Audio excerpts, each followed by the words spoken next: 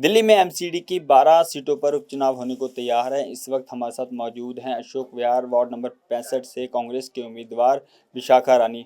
Ma'am, Congress की तरफ से आपको उम्मीदवार बनाया गया है, पहली बार आपको उम्मीदवार बनाया गया है, किस तरीके की आपकी तैयारी चल रही है? पहले तो मैं नमस्कार करना चाहूँगी अपने वजीपुर विधानसभा के जनता से।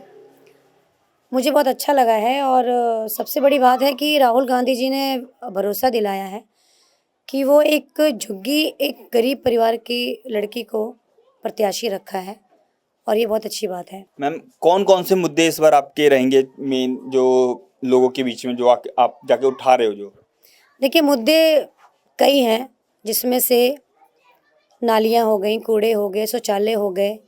जो है अभी ये हमारे बगल में स्कूल है, अभी मैं आपको दिखाऊंगी। यहाँ का जो गेट है वहाँ पूरा नालियों से भरा हुआ है, साफ़ सफाई बिल्कुल भी नहीं होती है। ये मेरे मुद्दे हैं। मैम, सबसे बड़ा मेन मुद्दा एक जो है वो है कूड़े का ढेर, जो कि लगातार पिछले कई लंबे समय से कांग्रेस हो या फिर आम आदमी पार्टी हो, अब बीजेपी है, उनका मेन मोटिव होता है कि उस जो कूड़े का ढेर है उसको हटाया जाए। लेकिन कहीं ना कहीं हमने देखा है कि कहीं ना कहीं हर जो भी सरकार आ रही है वो उसको करने में ना असफल रह रही है। तो आपको क्या लगता है कि जब जीत के आओगे, आपके वर्ड से जो भी जीत के आएगा, क्या उसको कुछ कम कर किया जा सकता है? बिल्कुल। मैं ये समझती हूँ कि एज अ कैंडिडेट अगर मैं यहाँ से जीती तो मेरा तो मुद्दा यही है, क्योंकि मैं झुग्गी में ही रहती हूँ और साफ़ सफाई ये तो मेरा मुद्दा ही रहेगा। जो ये बीजेपी सरकार है, अभी निगम पार्षद रह चुकी हैं पूनम भारद्वाज जी, ये आती हैं सिर्फ रोडवेज से अपना रोडवे करके चली जाती हैं। ये कभी गलियों में नहीं घूमती कि गली की नाली भरी हुई है या कूड़ा रखा हुआ है। साफ़ सफाई का कोई भी सिस्टम नहीं है इनका। ये सिर्फ जुमले करते हैं। केजरीवाल जी हो गए या मोदी सरकार हो गई। मैं अगर यहाँ से जीती तो साफ़ सफाई तो मेरा सबसे बड़ा मुद्दा रहेगा।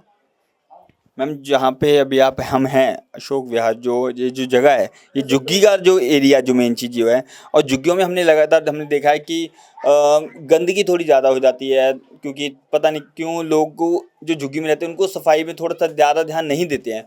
तो क्या सफाई पे ध्यान देने के लिए कुछ और भी कदम उठाए जाएंगे आपकी तरफ से? देखिए, जनता तो कहते हैं ना कि जहाँ डॉग्स बैठता है वो अपना जगह साफ़ करके बैठता है, ये तो नॉर्मली चीज़ है।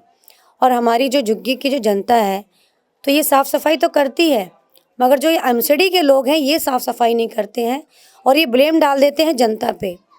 जनता तो अपना घर साफ़ तो करेगी, मगर ये कूड़ा उठाना, ये झाड़ू लगाना, ये तो एमसीडी वालों का काम होता है। सड़कें को, क्योंकि कोई आम जनता तो सड़क पे झाड़ू लगाएगा नहीं, ये तो एमसीडी का काम है। तो ये लोग अपने वादे से मुकरते हैं और जिस वजह से हमारी झुग्गियों में इतनी गंदगी रहती है।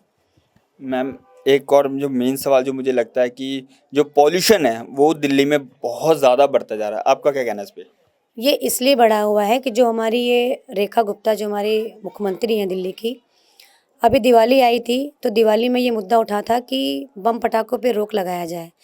तो उनका ये कहना था कि नहीं, दिवाली कैसे मनेगी जब तक बम पटाखे ना हों। पब्लिक ओपन हो गई, क्योंकि अगर जैसे पहले भी हुआ था कि पुलिस वाले कार्रवाई करते थे कि भाई बम पटाखा ना फोड़े, मगर जब दिल्ली के मुख्यमंत्री ने अलाउ कर दिया कि बम पटाखे के बजाय दिवाली तो मन ही नहीं सकती, तो जाहिर सी बात है कि हमारे हिंदुस्तान में, हमारे दिल्ली में पॉल्यूशन उसी वजह से ही ज़्यादा हुआ है।